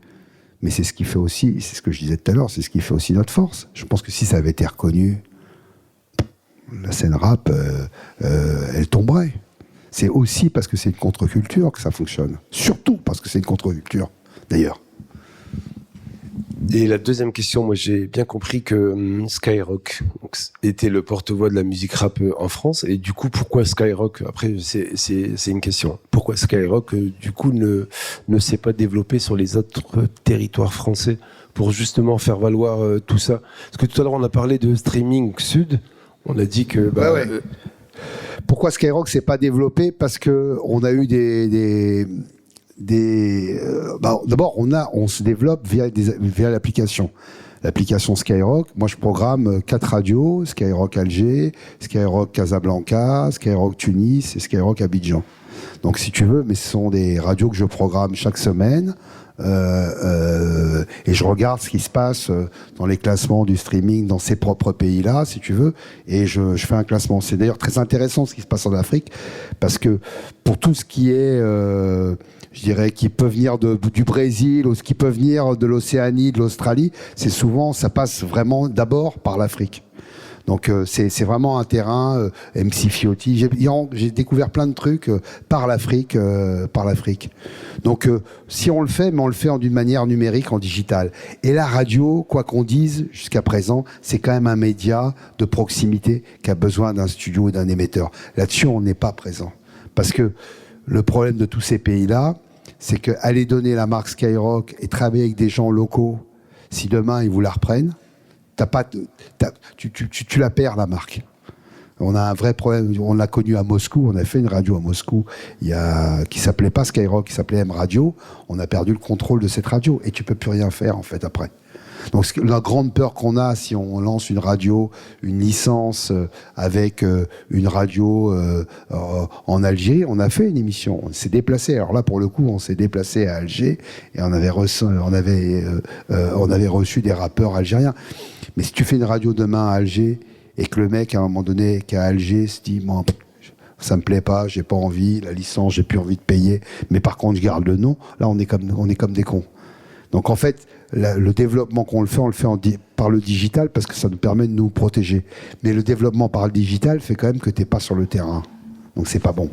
Et je rebondis sur ce qu'a dit le jeune tout à l'heure, là, pour éviter de reproduire des planètes rap un peu partout. Moi, quand je présente Skyrock qui se développe sur les autres territoire français, c'était aussi donner la possibilité aux jeunes issus de ces quartiers de pouvoir s'exprimer. Non, mais ça, de toute façon, on a quand même reçu, on doit, si tu veux, entre ça, parce qu'il y a une autre émission qui s'appelle La Nocturne, qu'anime Fred le vendredi, où il reçoit, si tu veux, des jeunes chaque semaine. Donc, je pense qu'on est la radio qui recevons le plus de monde. Mais maintenant, le nombre de projets et de rappeurs ont explosé. C'est une folie. Tant mieux d'ailleurs. Hein. J'ai une question, mais d'abord j'aimerais rebondir sur ce qu'a dit le monsieur. Pour moi, c'est à l'artiste de ramener Skyrock, et c'est pas à Skyrock de ramener l'artiste, pour commencer.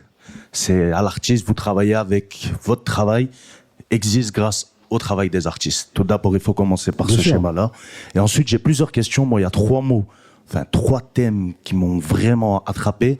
C'est la victoire du francophone. Deuxièmement, vous avez parlé de l'esthétique et l'identité de Skyrock. Et troisièmement, je vais y revenir, mais pour d'abord, j'aimerais vous poser quelques questions. On va repartir dans le passé. Et la radio Voix du Lézard, c'est ça? Imaginez-vous dans ces bureaux à l'époque, 1980, si je dis pas de bêtises, c'est ce que vous avez dit. Si vous tombez face au disque, par exemple, de Alabachung, Gabi oh Gabi, face à ce qui sort en même temps dans le monde, Michael Jackson, Billie Jean, lequel vous diffusez? Les deux. Les deux, on les a diffusés, les deux. Ok, enfin, Max. Gabi oh Gabi était avant. Mais SOS à mort, on le diffusait sur la Voix du Lézard. Donc on diffusait les deux en fait. Ok, cool. Dans ce cas, on va faire un petit bond en avant dans le temps. Et si je vous dis en 2010, par exemple, Kid Cudi, Pursuit of Happiness versus Youssoupha, l'effet papillon. Et les deux aussi. Les deux aussi. On est d'accord. Et maintenant, on va venir plus actuellement. Si je vous dis DaBaby, qui est une star aux États-Unis, feat avec Dua Lipa, etc. Versus Taiki ou... Plus Taiki, parce que je te dis, on est beaucoup moins sur les rappeurs américains aujourd'hui. Okay, et les rappeurs américains aujourd'hui ont assez peu de succès en fait. Exactement. Et justement, le fondement de ma question il est là, c'est que Taiki certes, mais les deux quand même. C'est-à-dire autant DaBaby que Taiki. Non, j'aurais plus Taiki là. Je comprends justement. Eh ben en fait, moi aussi en tant qu'artiste, je me demande. Est-ce que ce n'est pas un peu normal que beaucoup dans ce milieu, ce n'est pas mon cas, vous considèrent comme opportuniste, étant donné qu'il a fallu un retour à la mode de nos racines africaines pour que justement le francophone puisse gagner? Parce que là, on a subi des défaites. Je l'ai dit tout à l'heure. Je l'ai défini de toute façon. Je suis opportuniste. Exactement, mais c'est après ça aux gens de le comprendre pour moi. C'est être la personne, c'est très français de lorsqu'on nous dit non, on prend ça personnellement. Alors que non, il y a un business, il y a une radio à faire tourner. À partir du moment où j'ai décidé, il y a 6-7 ans, fondamentalement DaBaby, tu prends le titre de DaBaby, sera un carton en streaming en France, je le jouerai DaBaby. Bien sûr. Voilà. La seule chose, c'est que moi, ce que je veux, À partir du moment où il y a un nouveau modèle et que ce modèle gagne, ce que je veux, c'est diffuser les titres de ce modèle. C'est le but. Et je vais te dire une chose, si je les diffuse pas, je les laisse à mes concurrents, et si mes concurrents à un moment donné les diffusent, je vais me casser la gueule en audience. Exactement. C'est-à-dire qu'aujourd'hui, une place, si tu veux, c'est une équipe de foot, la playlist de Skyrock. Donc la seule chose, c'est que tu as 39 joueurs. Exact. Et un sponsor aussi. Donc fondamentalement, si tu veux, et pour en rentrer un, il faut en sortir un. C'est-à-dire que tout le monde ne peut pas être sur le terrain au même moment. Donc mon travail, c'est de jouer, si tu veux, les 39 sons qui sont les plus importants du moment. Parce que si je joue pas ces sons-là, d'autres vont les jouer. Et à un moment donné, j'aurai mes yeux, mes yeux pour pleurer, si tu veux. Voilà, parce que mon travail à moi, c'est vous offrir les titres du moment. Après, j'ai aussi des goûts. Exactement. Et il y a des fois où je les exprime, il y a des fois d'ailleurs où je me fais allumer. Je me suis fait allumer sur Twitter parce que j'ai dit qu'SCH, l'album était formidable. Je venais d'écouter l'album ils étaient venus me faire écouter l'album dans mon bureau, je l'avais trouvé super. Je me suis un peu emballé, je me suis fait tout de suite corriger. Hein. Ouais, après ça, c'est subjectif, c'est normal. Les gens seront jamais d'accord. Mais c'était normal, si tu veux. Mais tu vois, j'ai pas de. Moi, je fais mon métier et je l'explique et je dis ce que je fais. Voilà. J'ai pas. C'est pour ça que j'ai jamais eu trop de problèmes. C'est-à-dire que grosso modo, j'ai jamais essayé d'être quelqu'un d'autre que ce que je suis. Exactement, c'est ce que je respecte parce que la plupart des gens n'arrivent pas à comprendre ça lorsqu'on se prend un nom de Laurent Bounot en 2005, quand on peut dire que c'est vous qui faisiez la pluie et le beau temps dans le rap français, eh ben on peut le prendre personnellement. Ah, il m'a dit non parce que ceci, alors que non, c'est un business plan. Vous devez faire en sorte que, par exemple, vos annonceurs vendent les disques à Carrefour, etc. quand ils sont mis. Ça, c'est logique. C'est un manque de compréhension, on va dire, de l'auditeur. Attention, t'as aussi un métier. Tu vois, il y a plein de trucs. T'as un tel a dit un tel, un dit un tel, un dit un tel. Donc attention. Oui, bien sûr, bien sûr. Il y a beaucoup d'histoires dans le rap que j'ai vues sur les réseaux sociaux qui sont des oui-dire, de oui-dire, de oui-dire, de des bruits de couloir, voilà, quoi, à l'infini. Si on est d'accord sur ça, il n'y a pas de... Ça, c'est une incompréhension, on va dire, du public. Non, mais c'est aussi une façon de se marrer. Enfin, je sais pas, il y avait un truc il n'y avait pas très longtemps comme ça m'est arrivé, parce qu'il y a des mecs qui m'ont vu parler tout seul dans mon bureau, ça m'est arrivé que je pensais que j'avais un mec imaginaire, donc il y a eu tout un truc récemment, avec Jimmy, où j'avais mon Jimmy, c'était lui qui programmait. Mais je veux dire une chose, je trouve ça rigolo, moi. Ça me fait rigoler. Ouais, c'est sympa, marrant, c'est sympa. Non, c'est très sympa. Je comprends. Après, on voit que vous en jouez un peu et qu'en même temps, on s'amuse. Écoute, on a l'air de s'amuser dans ce bureau. Ça, c'est clair. Il n'y a pas de souci. Et on est tous mortels, donc il faut quand même essayer de faire en sorte que... Merci. On ne sait pas quand ça va s'arrêter. C'est logique. Mais il faut essayer quand même de prendre du plaisir d'ici là. Hein. C'est normal. Et ce qui amène justement à ma deuxième question, c'est par rapport à l'esthétique et à l'identité de Skyrock. Qu'est-ce la force d'un disque, ou plutôt d'un morceau aujourd'hui, la force de quelque chose qu'on va diffuser? Est-ce que c'est en relation avec le nombre de tours de planètes, enfin de la planète que la fusée Skyrock peut lui faire faire? En fait, si vous voyez où je veux en venir, l'image elle est un peu technique, mais autant dire, est-ce que le morceau est fort parce qu'il est exploitable, au risque de ne plus créer rien du tout et juste faire du commercial, c'est-à-dire on diffuse, ça va être écouté, le business plan s'est accompli, ou est-ce qu'on essaye encore dans les bureaux de Skyrock de créer quelque chose, de prendre des risques? C'est ça en vrai aussi ma question. Sachant que je complète, on en parlait tout à l'heure. Non mais le seul...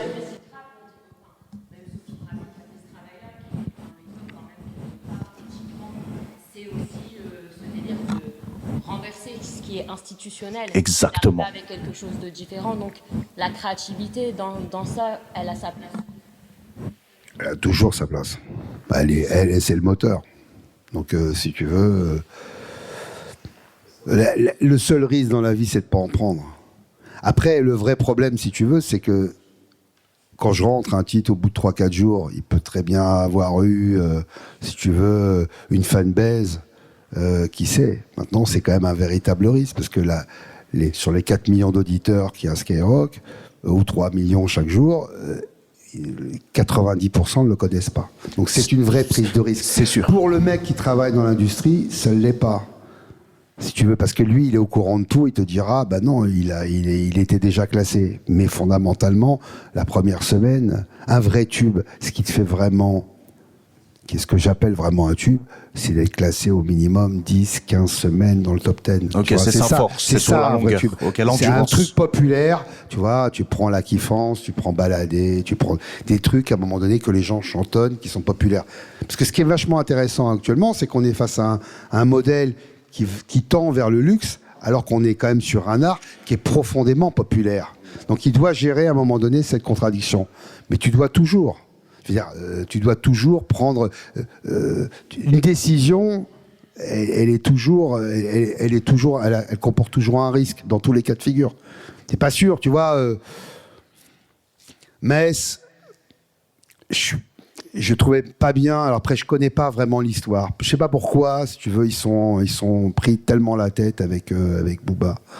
Mais je trouve que c'est con, par exemple. Parce que je trouve que Booba avait fait un travail sur Les Derniers Salopards qui est exceptionnel. Exceptionnel parce que il l'avait présenté comme... j'aurais peut-être la chance de faire un feat avec Metz, alors que c'était lui le géant. Tu vois, donc il l'avait vraiment mis, pas comme je parraine un petit, comme la pop a pu faire, ou plein d'artistes ont pu faire. Lui, c'était à un moment donné, est-ce que j'avais la chance d'avoir? Donc il le mettait, si tu veux, sur un rang, sur un piédestal exceptionnel. Bon, il a d'ailleurs fait un score exceptionnel. Bon, après, je ne sais pas ce qui s'est passé. Mais tu vois, là, il fait son titre. Il veut absolument sortir le titre avec Gims. Ils ont fait le clip au Sénégal, qui est un des deux territoires, parce qu'ils ne sont pas de Booba. Donc tout ça, c'est une vraie prise de risque, on verra. Peut-être que ça ne fonctionnera pas. Lui, il essaie de jouer son album là-dessus, mais c'est quand même c'est un véritable risque. Si j'avais pris simplement le résultat, j'aurais joué le titre de Gazo, qui marche beaucoup mieux et qui revient beaucoup plus fort. Bon, après, tu discutes, tu vois avec l'artiste, tu vois ce qui est important pour lui. Bon, tu vois, tu sais, il y a aussi un travail de compromis. Hein. Un dromadaire, c'est un cheval dessiné en comité. Ok, j'aime bien celle-là, justement. Mais après, voilà, en parlant de déguisement, c'est vraiment ma dernière question. Et c'est sur les risques. Et pour moi, c'est super important d'avoir, d'éviter du flou. Et j'ai vraiment besoin de comprendre. Par exemple, quand vous décidez de diffuser les sons de Freeze Corleone, Freezrael, etc., on est d'accord que le son, vous l'écoutez en entièreté. Vous savez ce qui est dit dedans, etc. Bien que pour moi, c'est la liberté d'expression, ceci, cela. On le diffuse, succès. Les gens ne le connaissent pas, 90%, vu que ceux qui chantent La Kiffance ne sont pas souvent accompagnés de Freezrael, au rap catéchisme, on est d'accord. Mais quand ensuite, il y a par exemple Darmanin qui s'y met et qui commence à vouloir le mettre devant la justice, sachant qu'il n'est toujours pas jugé coupable, je comprends que le risque est pris, que vous devez à ce moment-là le retirer. Mais vous le retirez pourquoi ? Parce que justement, il se peut que ça entache l'esthétique et l'image de Skyrock, ou justement, mission accomplie, on a fait découvrir. Pour moi, ça, c'est l'aspect création. On sort du schéma business plan. Vous avez décidé de prendre un risque, de faire écouter des choses qui ne sont pas du tout avec l'éthique de Skyrock. Parce que Freezrael, rap catéchisme, on est d'accord, voilà. Non, rap catéchisme, si. Parce que rap catéchisme, c'était ce que m'avait traité, c'était l'accusation d'Alpha One. Alors là, je me rappelais pas du tout que j'avais écouté l'album d'Alpha One. Donc c'est un truc incroyable. Je vois un jour une vidéo, le mec m'attaque Biggie en tête et il me dit, lui, il m'a dit que je faisais du rap de catéchisme. C'est Alpha One qui dit, mes attachés de presse qui ont fait écouter mon album, je leur avais pas demandé, et lui il m'a dit que c'est du rap de catéchisme. J'ai dit mais jamais j'ai écouté cet album et jamais j'ai dit ce truc-là. Et donc j'ai commencé à me prendre la tête, si tu veux, à me dire mais quand est-ce qu'à un moment donné j'ai écouté l'album d'Alpha One ? Et donc je prenais tous mes rendez-vous avant, j'essayais de remonter, si tu veux, pour essayer de comprendre, parce que je me dis le mec, il annonce ça avec un tel aplomb, il doit y avoir une part de vérité. Donc. Et j'ai trouvé le rendez-vous. En effet, où on m'avait fait écouter des titres d'Alpha One, où j'avais d'ailleurs été beaucoup plus dur que la critique qui me donnait, puisque je disais, bon, c'est un locomotive Necfeu qui tire et Alpha One, il est derrière. En termes de talent, j'étais plus. Mais j'avais gardé cette expression, ça m'avait fait rire, parce que jamais j'aurais attaqué un titre sur un côté religieux, tout ça, jamais. Tu vois, je m'amuse pas à ça. Voilà, il n'y aurait pas besoin. Donc. Mais ça m'avait amusé. Donc, alors, je vais te raconter toute l'histoire. Freeze Corleone, donc l'album sort le vendredi. Je dois partir le samedi. 2 minutes, hein. Bon. D'accord. Donc, je dois partir le samedi à Bruxelles, écouter l'album de Damso, Calf. J'écoute le vendredi soir, Freeze Corleone. Et là, je me prends une putain de claque sur l'album. Je dis putain. C'est exactement la même claque que j'avais pris quand j'avais entendu Mauvais Oeil de Lunatic. Je dis putain, ça c'est chaud. Je voyage avec Jean-Charles Mariani qui s'occupe du digital chez Universal, qui commence à me donner les premières tendances des ventes de Freeze de vendredi, qui sont déjà extraordinaires. Et je dis putain, c'est quand même un phénomène cette histoire. J'écoute l'album de Damso. En plus, il n'y avait pas vraiment de tube sur la première édition de Calf. Je me dis putain, tu vas voir le Freeze, il va nous défoncer la gueule, il va défoncer la gueule de Damso. Merde. En plus, on enregistre Planète Rap en même temps dans le studio en Belgique. Je reviens. Et le morceau qui est le plus fort, c'est Freezerael. Mais Freezerael, il y avait quand même 2-3 allusions au punch. Je préviens quand même Pierre, je lui dis attention, je vais certainement jouer Freeze Corleone. Je voulais te le dire, le gars, il a un pédigré et ce qu'il a pu sortir sur les albums précédents, c'est potentiellement problématique. Il me dit écoute, tu fais ce que tu veux. Enfin, je te préviens. Ok. Lundi arrive. Je discute, j'avais eu des démêlés en plus avec son manager Sean, on avait fait tout un débat sur Twitter sur quel est ton ennemi, c'est moi ton ennemi il m'a fait découvrir la langue française. Non, je plaisante, mais sur le mot ennemi, c'était très drôle. Il y a toute une histoire et je décide en fait de jouer Rap Catéchisme parce que c'est un clin d'œil à la déclaration d'Alpha One avec Freeze. Voilà. Donc je décide de le jouer. Et là, en effet, c'est les députés, c'est machin. Et là, Pierre me dit derrière, attention, c'est problématique ton mec. Et je dis, bon, écoute, si c'est problématique, si ça, c'est vrai, parce que c'est vrai que les textes étaient quand même potentiellement, je le savais que les textes étaient, pas cet album-là. Cet album-là, en fait, même bon, parce que le Freezerael, il y a si tu veux, le passage qui est problématique, le passage potentiellement est bipé. Enfin, fondamentalement, pas cet album, il n'y a pas de problème sur cet album-là. Mais on a été chercher et déterrer tous ces premiers albums qu'on a remis, si tu veux. Et là, j'ai dit, écoute, bon, de toute façon, on peut pas continuer. Donc là, j'ai fait un truc, bon. Ouais. Puis après, lui, si tu veux, il a dit, je veux plus être joué sur Skyrock. Moi, j'ai dit comme ça, le problème, il est réglé. Mais ça reste quand même un talent. Maintenant, il a joué. Et je trouve ça triste, d'ailleurs, parce que, voilà, il ne doit pas y avoir de discrimination dans l'horreur. Mais je le sens aussi de Damso. C'est-à-dire qu'il y a tellement de souffrance et de mecs qui souffrent dans le monde et qui ont l'impression qu'ils sont liés à des populations qui ont subi des génocides et qui ne sont pas reconnus. Qui sont très énervés par la situation de la communauté juive en France, dont le drame a été, je dirais, est protégé, si tu veux. Donc ils ont un ressenti très fort. Mais je trouve ça très con quand même. Exactement, c'est exactement ça. Je trouve ça stupide. Maintenant, le mec, il est brillant, donc c'est exact. Je vais dire une chose, c'est comme Booba, c'est parti pour être à la. Ouais, mais Elie, alors attendez les amis, je vous arrête. Car nous avons un train à prendre. Il ne faut pas rigoler avec ces choses-là. Laurent, merci 1000 fois d'être venu. Merci à tout le monde et...